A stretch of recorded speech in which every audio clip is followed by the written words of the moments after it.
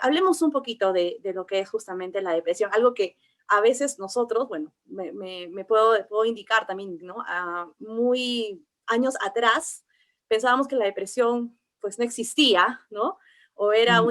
una invención, ¿no? De los adolescentes, ¿no? Cuando querían estar rebeldes, ¿no? Pero luego ya nos hemos dado cuenta que esto ya se está masificando, incluso ya hay cifras muy, muy complicadas en el mundo, ¿no? Que demuestran que la depresión se está volviendo también uno de los indicadores que se pueden convertir en casos fatales, ¿no? Entonces, doctora, coméntenos qué es la depresión, ¿no? ¿Cómo se manifiesta?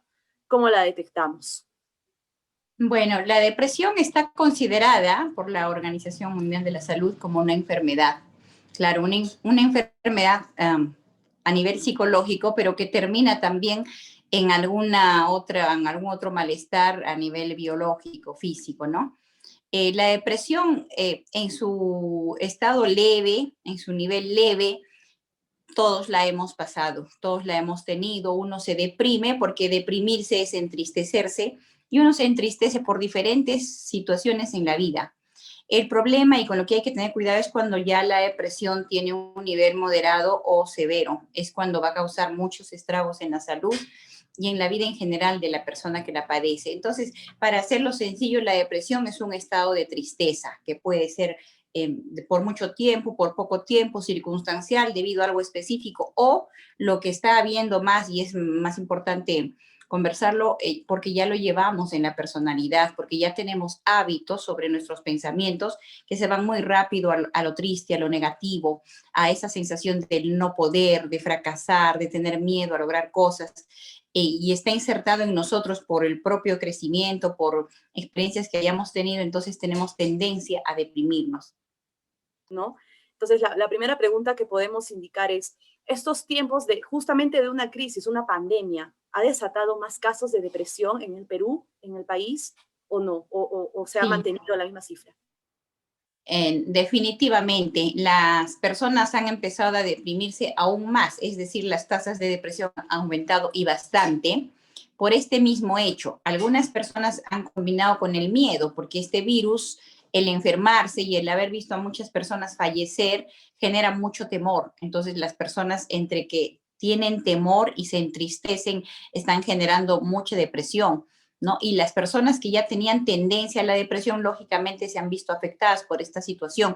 Incluso personas que podían mantener mejores niveles en su estado de ánimo están entrando en depresión ya por el tiempo que esto está durando, porque todos terminamos por sentirnos agobiados, frustrados o por lo menos ya saturados, cansados por el tiempo que llevamos sosteniendo esta situación. Y una de las preguntas que me hacían a la interna era, ¿cómo reconocer, ¿no? ¿Cómo inicia este estado, esta enfermedad de la depresión, ¿no? ¿Cómo saber si es que yo lo estoy sufriendo o algún familiar cercano está empezando con el tema de la depresión? ¿Cómo se manifiesta? Bueno, como va a depender del nivel en el que nos dé, pero la depresión, como ya dijimos, lo primero que vamos a notar es la tristeza en la persona, ¿no? El primer síntoma. Sin embargo, en general la depresión va a decaer nuestro organismo, va a enlentecernos. Se puede observar incluso que la persona con depresión no puede concentrarse, no puede manejar muy bien su memoria, no puede atender sus niveles cognitivos, bajan, disminuyen, se enlentecen, no puede pensar con la rapidez de todos los días. Y al enlentecerse el organismo, todo el funcionamiento del organismo empieza a ser un poco más, no solo lento, sino inadecuado, de tal forma que puede que no podamos dormir o más bien tengamos que dormir demasiado. El apetito generalmente, en la mayoría de los casos, disminuye y hasta desaparece y la persona con depresión no siente apetito, pero hay casos también ya menos, que más bien tienen mucha ansiedad por comer, ¿no? Se combina un poco con la ansiedad y se empieza a tener antojos y se quiere comer mucho a manera de reponerse, ¿no? De esa tristeza, pero lo que más se da es una disminución en el apetito, un aumento en el sueño. En todo sentido, lo que decimos comúnmente, hay un desgano, sentimos un desgano, poca energía, no tenemos deseos de hacer nuestras actividades normales y generalmente se ve a la persona deprimida como en reposo, echada en su cama, sentada con la mirada en un punto y no hacemos nuestras actividades comunes.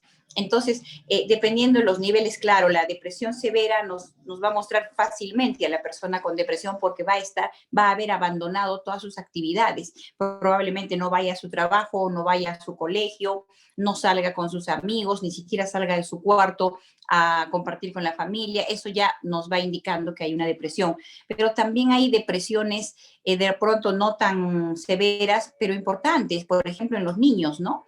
Los niños cuando se deprimen no necesariamente están tirados en su cama o están sin apetito, no necesariamente el niño a veces mantiene su actividad, pero está irritable, está que no lo podemos decir nada, no lo podemos tocar, reacciona mal, y eso pasa en adolescentes también y están con depresión y también hay que saber reconocer eso, sobre todo si antes no habían mostrado una conducta así y más aún si sabemos que existe algún motivo para que este niño o adolescente esté triste.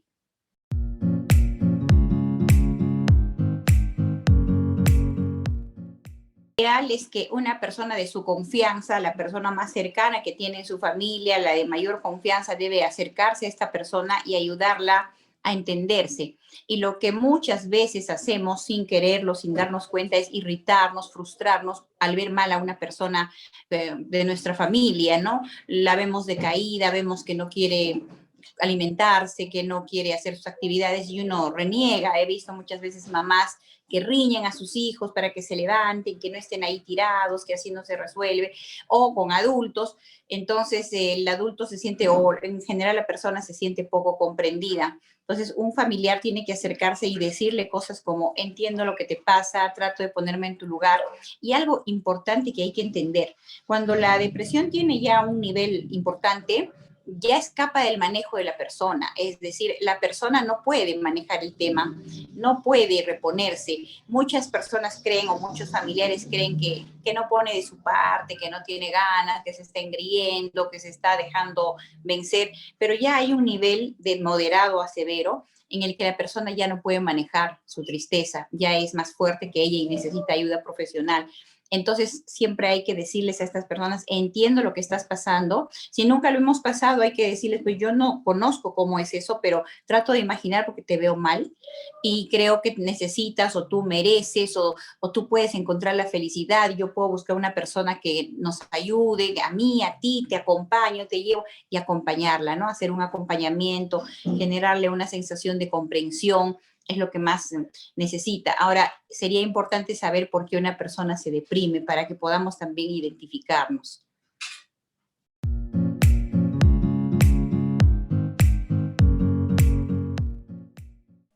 Claro. Bueno, cuando hacemos la terapia, cuando tratamos en terapia a los pacientes, necesitamos saber sus antecedentes. Esta persona, qué tanta tendencia puede tener a entristecerse y cómo ha sabido o ha aprendido a asumir las pérdidas, ¿no? Al parecer, esta mamá joven, esta persona está haciendo un esfuerzo porque ella dice, estoy bien y está queriendo estar bien, ¿no? Entonces, por lo menos ahí tenemos algo positivo y está queriendo luchar y está poniendo de su parte. Hay otros casos en los que más bien se echan a morir, como se dice, ¿no? No ponen de su parte y dicen, estoy mal, estoy muy mal, ya no puedo más, me quiero morir.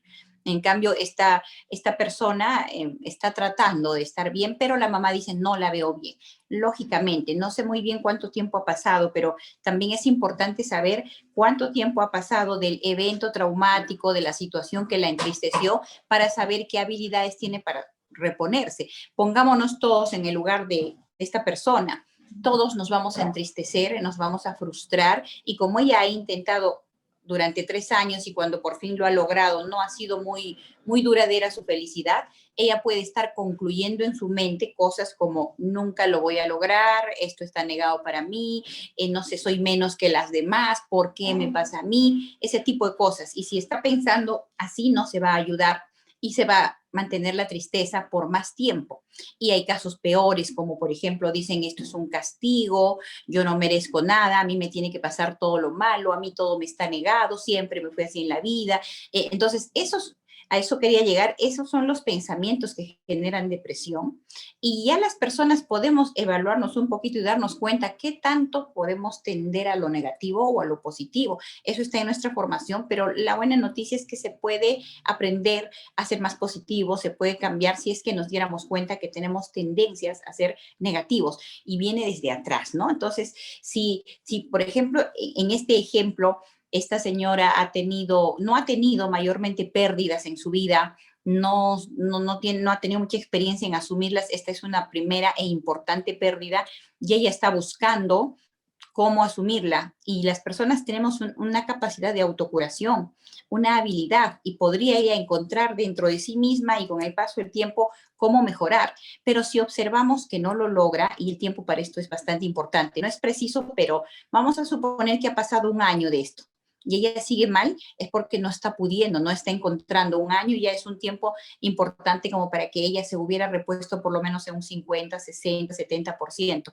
Pero si está casi igual, no lo ha superado, es porque no está encontrando la forma, necesita ayuda. Y ahí sí, un profesional tiene que ayudarla a evaluar su infancia y cómo asumió pérdidas o si es que creció con cierta inseguridad. Cuando somos inseguros, cualquier situación adversa que nos sucede, sentimos que es porque nosotros somos menos, porque a nosotros siempre nos pasa, porque no merecemos nada bueno, porque hay otros que son mejores. Ese tipo de pensamientos vienen, nos convencen y empezamos a entristecernos y vemos ya la vida oscura. Ya perdemos la ilusión y las ganas de lograr objetivos porque no creemos en nuestras capacidades.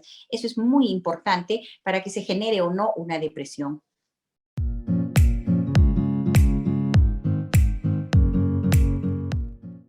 Que siempre nos hacemos. ¿O cómo, Ujú. cómo es? ¿Cuál lo Así es. considera realmente? No, definitivamente no, porque la tristeza es la emoción que empezamos a sentir por determinada situación y tiene un tiempo corto. Las emociones no tienen un tiempo largo como sí los sentimientos, ¿no?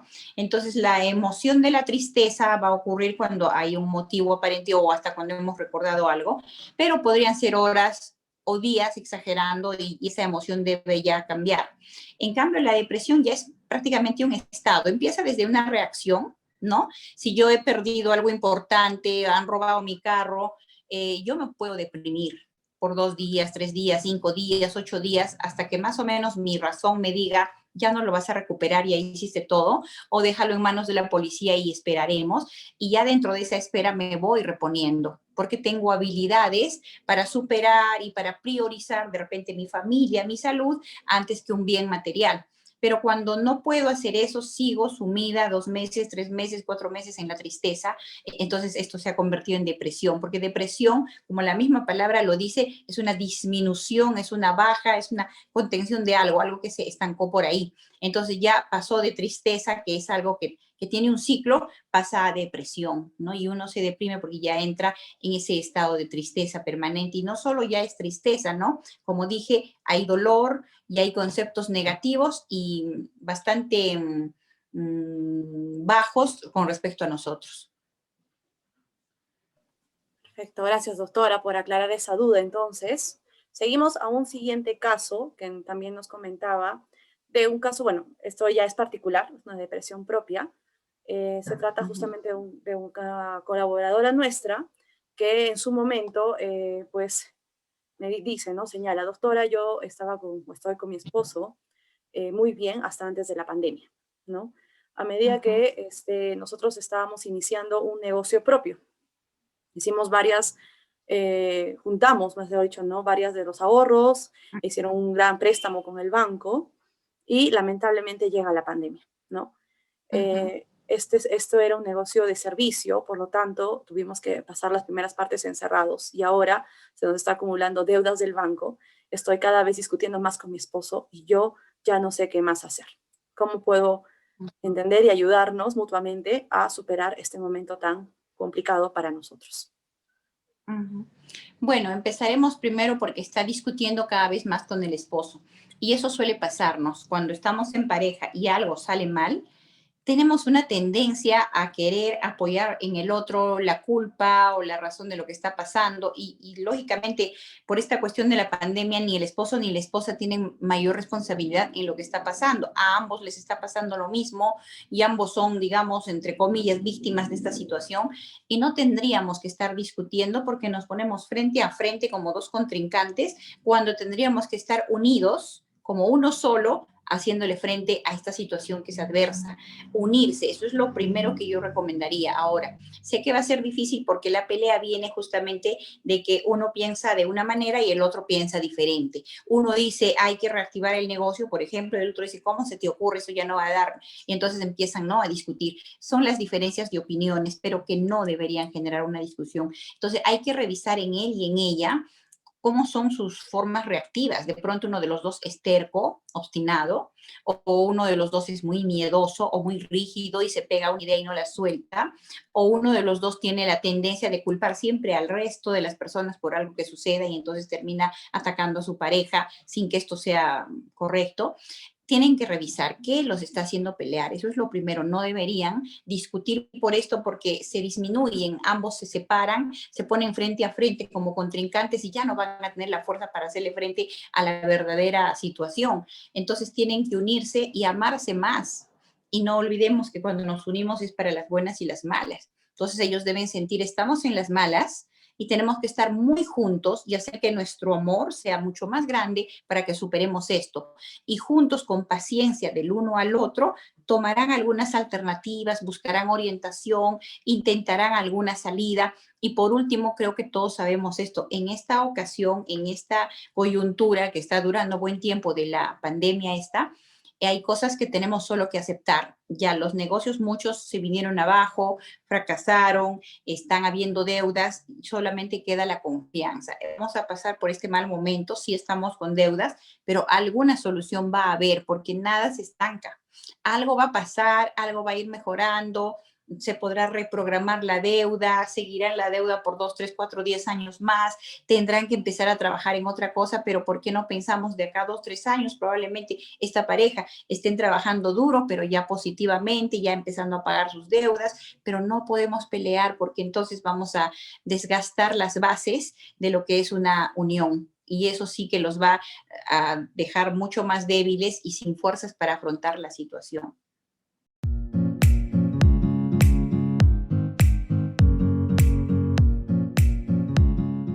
Es muy importante. La edad es importante porque mientras más avanza en edad la persona, realmente va perdiendo ciertos niveles de conciencia, se va encerrando, porque ese es el nivel de conciencia, es como el bebé.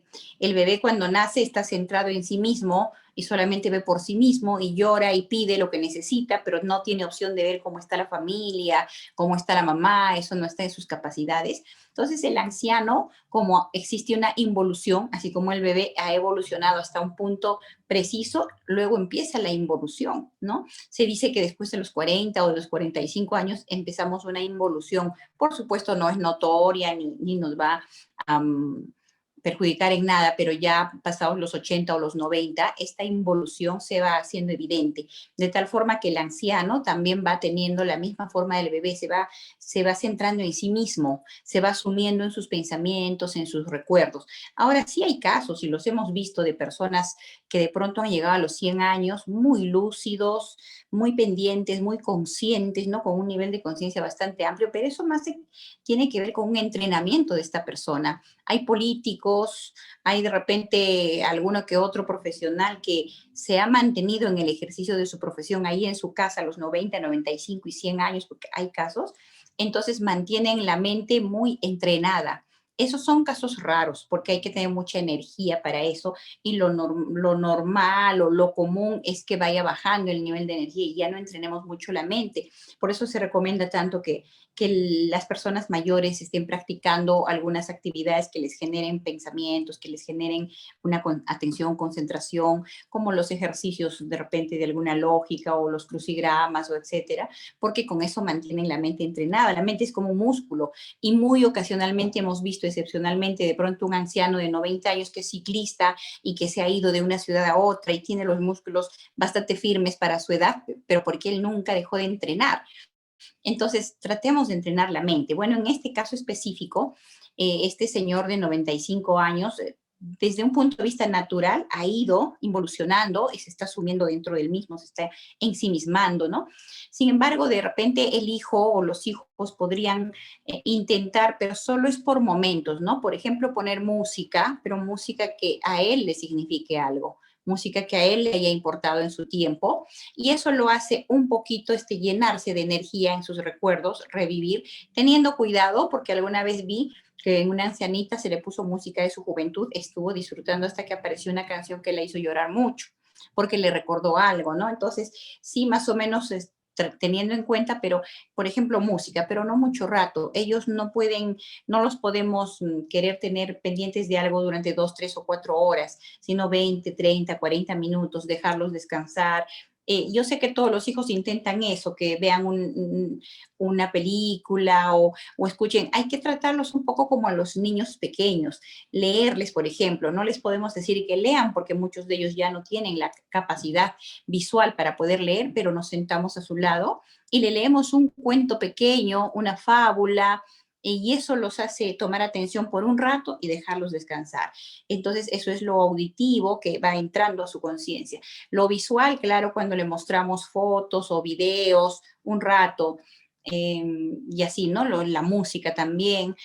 Después el hecho de verse rodeado de la familia les ayuda mucho, pero hay muchos que, por ejemplo, han tenido tendencia a ser reservados y no les gusta que alguien los visite y que se reúna mucha gente. Hay que estar observando, ya cada uno conoce a su papá o a su mamá. Si le gusta, le va a encantar que lo visiten. Si más bien tenía tendencia a retraerse, de ancianitos se retraen aún más. Entonces sí, les hacemos ver a las personas que ellos conocen por foto, por video, por audio, mira, te mando saludos, pasarle el teléfono para que alguien los salude. Eso sí les gusta porque no tienen que presentarse personalmente, escuchan un audio, un saludo.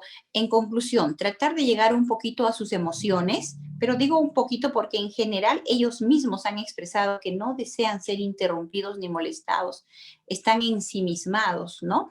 Y sí, se entristecen también y eso preocupa mucho a los hijos. Entonces busquemos 2 o 3 momentos en el día para estimular sus sentidos, ya sea por el oído, ya sea por la vista, leerles algo y después dejarlos descansar. Más allá de esto no podemos hacer. A veces queremos reactivarlos completamente. Eso en la misma persona da pautas. Hay personas que se van a reactivar fácilmente porque siempre tuvieron esa tendencia a ser alegres, amigueros, sociables y por no tener eso se están entristeciendo. Y cuando uno les presenta esas situaciones, ellos se entusiasman, pero hay otros que no. Entonces hay que reconocer cómo es nuestro papá, nuestro ancianito y hacer más o menos algunas actividades de acuerdo a lo que él va a recibir.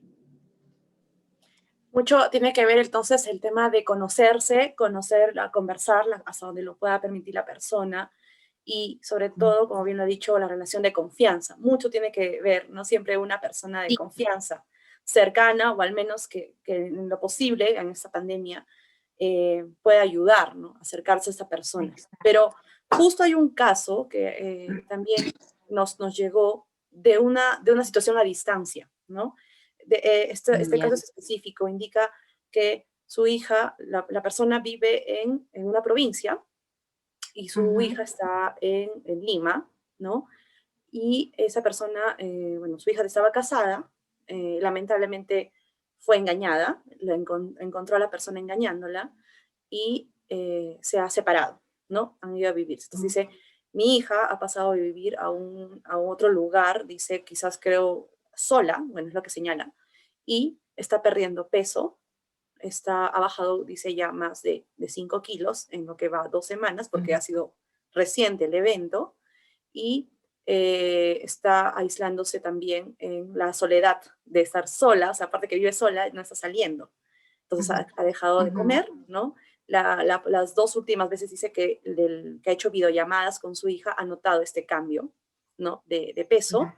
Y dos, está notando que cada vez ya no habla, ¿no? De lo que hablaban por lo ujú, menos 2 veces al día, ahora ya solamente contesta una vez, ¿no? O ni esto, ¿no? Le dice, no quiero hablar por el momento, mamá, déjame sola, ¿no? Entonces, no sabe cómo ayudar, ¿no? No sabe cómo llegar a su ujú. hija esta persona, esta mamá preocupada, ¿no? Entonces sí, efectivamente es un claro caso de depresión. Entonces, ¿cómo Sí. manejar este tema de infidelidad y este tema de soledad, ¿no? Inmediata, doctora? ¿Cómo ayudar a esta mamá? Si ha pasado poco tiempo, es casi lo que se espera, ¿no? Que ella esté muy triste. Ahora, como dices bien, cómo manejar el tema de infidelidad, todo está en cómo tomamos justamente lo que nos ha pasado. A veces se toma con un dramatismo excesivo, ¿no? Ya fuera de todo límite, de toda proporción. Es decir, ya uno siente morir, esto no me podía haber pasado a mí, después de esto yo ya no puedo vivir, ya mi vida se malogró, quedó ahí, cosas como esas no tendríamos que sentir, pero hay personas que lo toman así. Entonces, ¿cómo ella esté tomando la infidelidad? Generalmente se toma primeramente, todos sabemos que nos sentimos engañados, traicionados, y lo que más nos duele es que si era una interacción con una persona que decía amarnos y nosotros amar a esa persona, si había un intercambio de amor, no entra en nuestro razonamiento que bajo ese punto de vista del amor mutuo hubiera un engaño, que se hubieran como burlado de nosotros. Esa es la primera sensación que tenemos, pero sería tan importante que pudiéramos llegar a esta persona y a muchas que tienen esta vivencia, haciéndoles ver que probablemente no es tan terrible el hecho, el que nos haya pasado a nosotros, sino que el que esta persona tiene graves problemas porque no tiene una capacidad para responder, devolver ni respetar lo que se le ha dado. Y podríamos tomarlo como pobrecito él, que no tuvo esa habilidad ni esa capacidad para poder disfrutar de una buena relación y saltó así sin ningún respeto hacia otra cosa, ignorando todo, ¿no? Pero generalmente más bien lo tomamos como pobrecita de mí, ¿por qué me lo hicieron a mí? Me engañó, se burló, es decir, yo soy la tonta, yo soy la débil, yo soy la que amó y no lo valoraron. No, quien no valora el amor que damos es la persona de la que hay que tener compasión porque no tiene ni siquiera habilidad de valorar. Mientras que uno debe pensar, si yo tuve la capacidad de amar y ser leal, qué valiosa soy, qué importante soy y cuántas personas deben querer tener una persona como yo. Porque ante esta situación me acabo de dar cuenta que no soy yo la que falla. O sea que yo estoy mejor preparada para una relación de pareja y ya llegará la persona que sí pueda valorar eso. Mientras que esta persona no está preparada para mantener un respeto, una fidelidad, no está, entonces le va a ir mal porque probablemente ahora pasó a otra persona con la que le va a pasar lo mismo y va a estar pasando de persona en persona y a la larga va a quedar en un vacío porque no tiene las habilidades. Entonces, eso es lo primero que hay que pensar. Yo sí estoy preparada, yo sí estoy capacitada, yo sí puedo llevar bien una relación de pareja. Acabo de darme cuenta al compararme que yo sí soy fiel, que yo sí soy leal, tengo valores gracias a mi familia, a mi formación, un poco alimentarse a sí misma. Pero como digo, si son los primeros días, probablemente la persona dolida ni siquiera está lista para esto. Esto tiene que ser cuando empieza a buscar salidas y esa es una de ellas, ¿no? Ahora sí, el hecho de que esté sola no va a ayudar porque no hay quien la acompañe, quien le dé un apoyo, ¿no? Entonces sería bueno que la mamá busque las formas más persuasivas y la pueda animar a que ella busque ayuda, que le diga de todas maneras, yo siento que te estás bajando de peso, te estás encerrando, entristeciendo y eso no te va a ayudar. Y así como yo te quiero, es más, la mamá le puede decir cosas como, yo me he esmerado tanto, hija, por ti, porque salgas adelante, seas una gran persona, que ahora me estoy sintiendo como si hubiera hecho un trabajo en vano porque te estás dejando morir tú sola. Y yo quiero que luches por ti, te ames a ti misma, por amor a una misma, una se levanta, se sostiene y sale y busca ayuda. Entonces sí hay que darle su tiempo, todos necesitamos un tiempo de no me hablen, no me digan nada y me encierro, ¿no? Porque estamos reflexionando, pero que ese tiempo no sea muy largo de manera que nuestra salud se vea debilitada. Si me encierro 3 días, una semana o 15 días, no quiero hablar con nadie, puede ser, sin embargo, tengo que comer y tengo que ver, ¿no? Por mí misma, ya por amor propio. Muchas veces al perder una relación de amor con una pareja, uno se olvida de sí mismo y solamente está pensando en la otra persona, pero nosotros somos la primera persona a la que hay que amar y cuidar. Y esto, vamos a decir así, doctora, la depresión va de la mano con el tema también de la autoestima, o sea, es decir, si una persona tiene muy baja autoestima, es más fácil que caiga en depresión que alguna que tiene una autoestima normal. Exactamente, eso es lo que está faltando indicar bien. No todas las personas van a entrar a grandes depresiones por mucho que les pase todo lo peor. ¿Por qué? Porque mientras crecieron pudieron tomar algunas fortalezas como el valorarse a sí mismas quererse mucho y tener mucha motivación de vivir. Cuando hay eso, nos pueden pasar situaciones muy dramáticas, incluso vamos a llorar y sufrir, pero siempre está viviente ahí en nuestro interior las ganas de seguir viviendo y el valor que nos damos y nos vamos levantando de donde nos haga caer la vida. Pero en cambio, cuando no hemos aprendido a querernos mucho y a valorarnos, ni a valorarnos, entonces ante una situación adversa, lo primero que hacemos en nuestra mente es confirmar que somos pues poco valiosas y que no merecemos mayormente y que claro, esto es un castigo, nos está pasando porque nos toca, porque no merecemos cosas buenas, no nos sabemos valorar. Entonces, con más facilidad podemos caer en la depresión porque estamos siempre con un autoconcepto bajo, teniendo una idea de nosotros de ser o débiles o poco valiosos, o de mala suerte, o que siempre nos pasa todo, que en la vida nos castiga, que Dios nos castiga y cosas así, ¿no? Entonces, fácilmente nos entristecemos y caemos en una depresión. Tiene mucho que ver con lo que hayamos aprendido a pensar en nuestros primeros años de vida, conforme nos hayan ayudado también nuestra familia a sentir y saber cómo manejar la vida.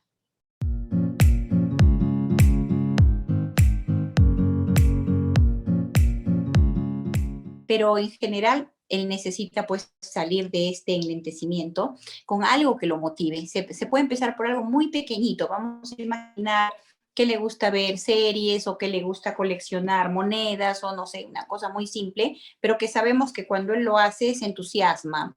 Es más, de pronto hasta se apasiona o tuvo antes ciertas aficiones. Se tiene que empezar por ahí, por algo que a él le agrade. Aún así, cuando la depresión es bastante importante, hasta para eso perdemos pues las ganas, pero hay que buscarle, ¿no? Esa forma, a veces se prueba más bien saliendo un poco. Lógicamente parece que lo que ha terminado por hacerlo sentir muy mal es el que no haya podido tener un ingreso, que no haya podido tener un trabajo, ¿no?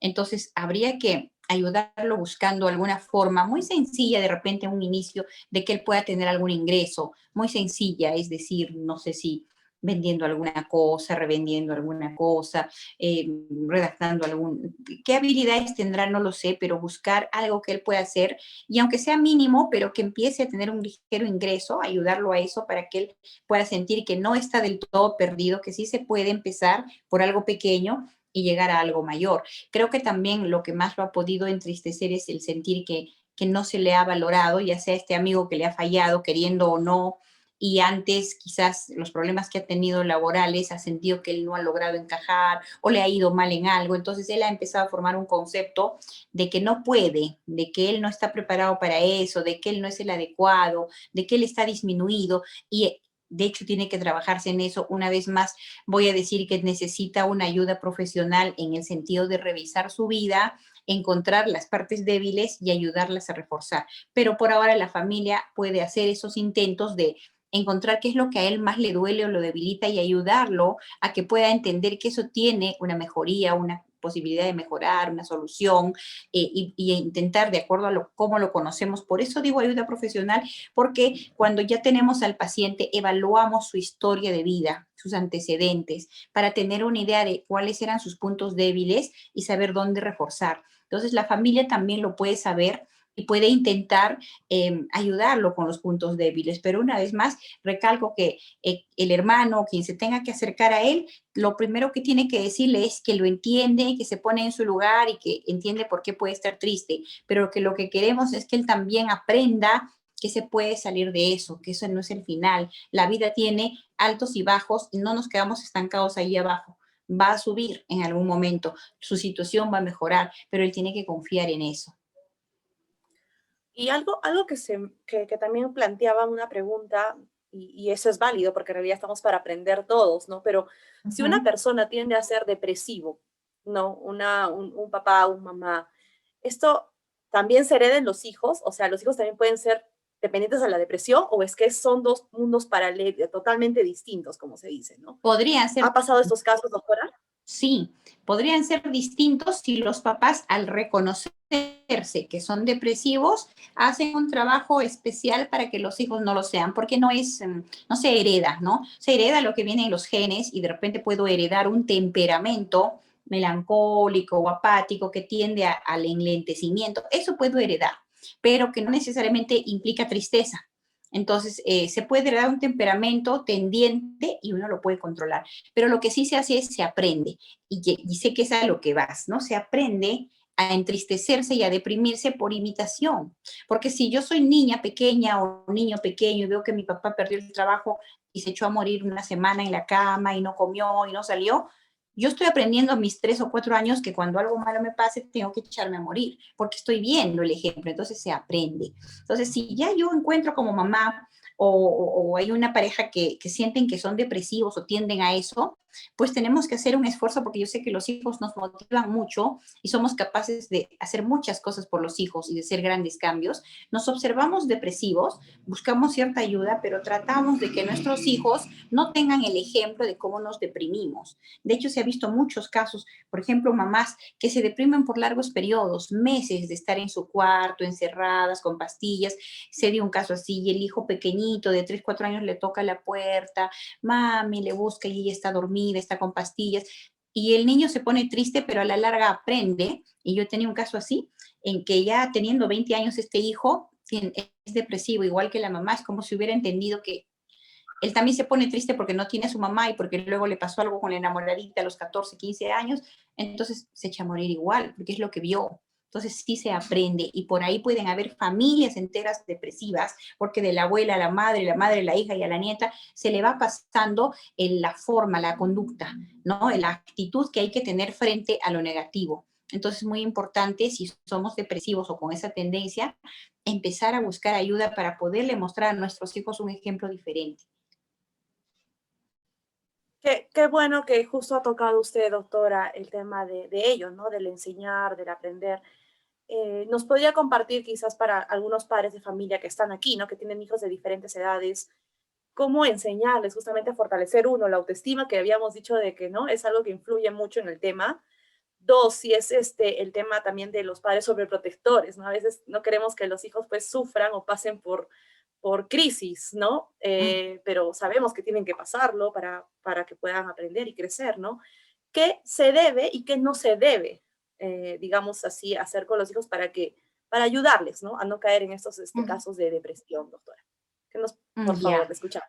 Como ya lo habíamos dicho, recalco, ¿no? El ejemplo es importante. Entonces, no debo entrar en grandes crisis o en grandes demostraciones de drama, de sufrimiento, de encierro, de desolación, porque se los voy a enseñar a mis hijos. Eso por un lado, el ejemplo, ¿no? Entonces, muchos papás estarán pensando, pero no siempre puedo mostrarme como alguien perfecto. No pedimos que sea perfecto, sino que si, por ejemplo, caemos en un error, luego hablamos con los hijos, le decimos, mira, hijo, yo hice esto, me pasó aquello, entré en depresión, me encerré, no salí 2 días y eso no está bien, pero no lo pude evitar, me pasó.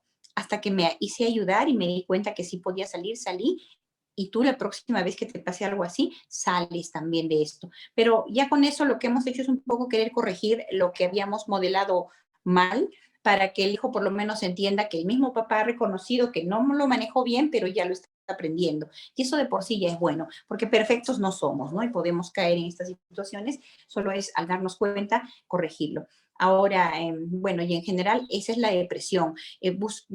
Vigilar, digamos así, que mientras crecen nuestros hijos no alberguen pensamientos autodestructivos o negativos sobre ellos, porque es muy importante eso, lo que pensamos de nosotros, la falta de confianza en nosotros, de seguridad, falta de valoración, es decir, nuestra autovaloración es baja, creemos que no somos muy valiosos, estamos viendo nuestros errores y no nos apoyamos en nuestros aspectos positivos. Y ahí quiero recordar, creo que en algún momento ya lo hablamos, no tengamos esa tendencia a pensar en lo que está mal o en lo que no tenemos.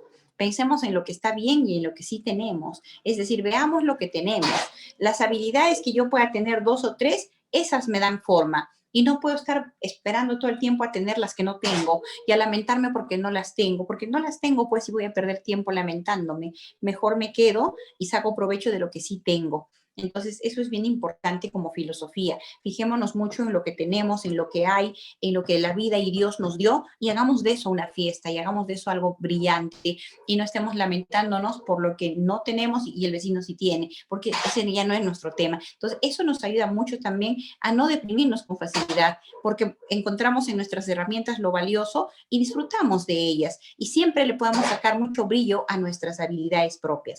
Ahora, la sobreprotección, como la palabra lo dice, es sobreprotección. Ya no es solo una protección, que ese es el papel fundamental de cualquier papá o mamá. Protegemos a nuestros hijos, pero la protección tiene una medida. Lo protejo de que sufra, lo protejo de algunos daños, pero la sobreprotección es un cuidado excesivo que viene de papás ansiosos, temerosos, con miedos o que han sido formados de la misma manera. Entonces, el cuidado excesivo implica que nuestros hijos no puedan lastimarse, no puedan sufrir, nadie los trate mal, no les pase nada, nunca enfermen, nunca alguien los trate inadecuadamente. Y lo que estamos haciendo es encerrarlos en una burbuja porque el mundo no es ese. En el mundo, un día nos tratan bien y otro mal de repente. Un día estamos tristes, otro día estamos contentos. En el mundo una cosa nos sale bien y otra nos sale mal. Entonces hay que entender eso, ¿no? No es la dualidad, está ahí, siempre está lo bueno y lo malo latente. Entonces no podemos encerrarlo en una burbuja porque lo que hacemos con los niños cuando los sobreprotegemos, lamentablemente, es generarles el concepto de ser frágiles, porque tanto es el cuidado que el niño aprende de cómo lo tratan, y si lo cuidan y lo mantienen guardado, reservado, controlado, etcétera, el niño lo primero que piensa para sí mismo es: debo ser algo así como una copa de cristal, porque me cuidan tanto que seguramente yo me voy a quebrar en lo menor. Entonces va creciendo con ese concepto, y cuando realmente ya lo queremos dejar libre en la vida, no, él ya es alguien de cristal, intocable, y va a sufrir por cualquier cosa, o se va a engreír, o va a empezar a tratar mal, porque él va a creer que tiene que seguir siendo protegido. Entonces cometemos un error con la sobreprotección. Los hacemos frágiles y de verdad débiles. Y muchos casos de bullying que se han dado en los colegios primarios, secundaria, son niños sobreprotegidos, que han tomado un concepto de sí mismos como de ser frágiles e incapaces, porque los incapacitamos también. Si yo le voy a decir: no agarres eso porque está caliente, tú no sirvas de la jarra el agua porque la vas a rociar, no subas la grada solo que yo te voy a agarrar, y cosas como esas, cuando pueden, no importa derramando, pueden hacerlo y sentirse capaces, entonces son incapaces. Y luego a los 18, 20 años dicen: no, yo soy malo para esto y para ello también, no, yo no sé, yo no puedo, y los amigos se les burlan, empiezan a sentirse mal y se fragilizan y se sienten débiles o se sienten menos, y sin darnos cuenta hemos hecho eso, ¿no?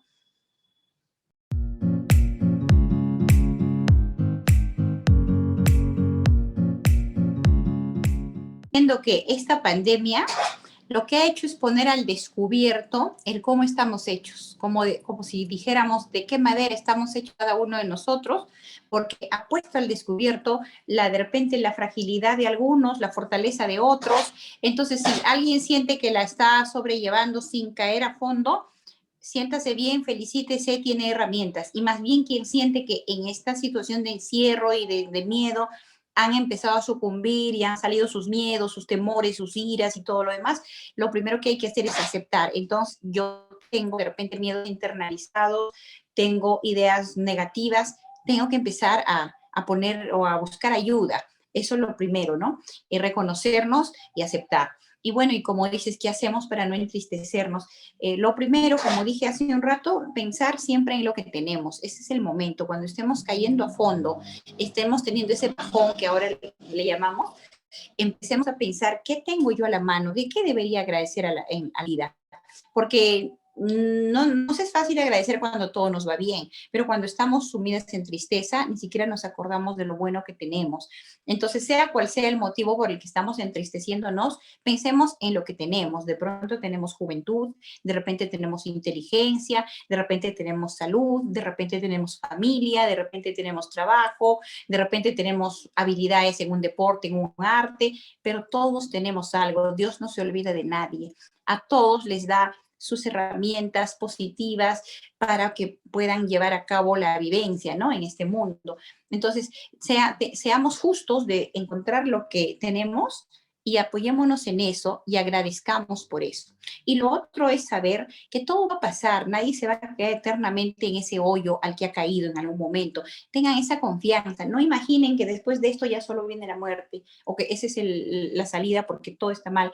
No es cierto. Cuando uno está un poco más estable, se da cuenta que hay salidas y hay formas de estar bien, pero cuando uno se entristece mucho, deja de ver eso, deja de ser objetivo, ve todo oscuro como estar en un túnel al medio, un túnel oscuro. Entonces busquemos la luz porque sí la hay. busquemos, caminemos, avancemos, saquemos fuerzas donde no hay, dejémonos levantar por el amigo, por el familiar y dejémonos llevar hacia la luz porque sí la hay. Entonces busquemos ayuda, pidamos ayuda, esa sería mi mayor recomendación. Aceptemos que necesitamos ayuda. Muchísimas gracias, doctora Jackie. Entonces, ha estado con nosotros justamente a quienes están conectados. Hemos desarrollado esta tarde el tema de la depresión, un tema muy delicado, con diferentes casos, diferentes fuentes, vamos a decir así, de por qué se está dando, ¿no? Mucho ánimo, mucha confianza y sobre todo, pues, invitarlos, ¿no? A que continúen con nosotros en nuestro ciclo de charla de psicología. Muchísimas gracias, doctora Jacqueline. Ha sido un gusto, un placer nuevamente tenerla. Doctora, le están agradeciendo, le están felicitando por tan excelente participación. De verdad, le agradezco a todos. Los invito a que desarrollen la encuesta una vez más, por favor, no se olviden y nos estamos viendo hasta el 15 de mayo. Que Dios los bendiga a todos. Mi nombre es Ángela Chupingawa y les deseo una muy buena tarde. Hasta pronto. Gracias.